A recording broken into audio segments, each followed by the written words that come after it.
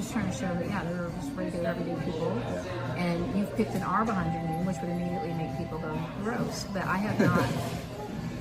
If I didn't know that, talking to you, then I wouldn't know what your party was. And you have to pick one. And unfortunately, you've tried it as a libertarian. And I've looked at all those numbers. And unfortunately, you have to pick a letter. You do. Yeah. As a libertarian, I went through and looked at, there's only been, in the 50-year history of the Libertarian Party, there's only been, I think, 10 people that have won at a state legislative level in the entire country. It's never happened in Kansas before. Oh, in the entire country? Yeah, in the entire country. So I won 35% of the vote last time.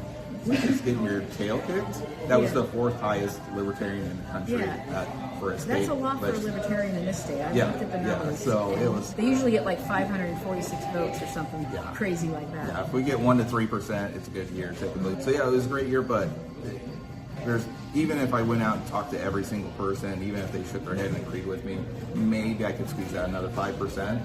But then you're at 40%. You're still losing. But you just have to, I don't want to say pick your poison. You have to pick which party most aligns with the district you're trying to win, honestly. And some of it, so much of it's going back to what you said before as far as education, because so many people don't know what the Libertarian Party is.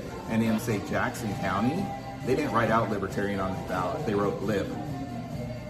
What do people in Kansas think of when you hear Lib? They hear an extreme lefty that wants all the crazy stuff. The thing about third parties is both sides are doing everything they can and joining together to keep them down. They do not want a real third party. So that's why I like what Aaron Estabrook has managed to be able to do.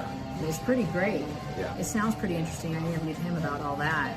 Originally, that was what I was interviewing him for, and then he said, I'm running, so I was like, I gotta ask you questions too. But yeah, so it's been really hard to get a third party going anywhere, much less here in Kansas. And if it's going to start somewhere, it's not going to be here. If there's some wave of a third party, it's going to come here 10 years later.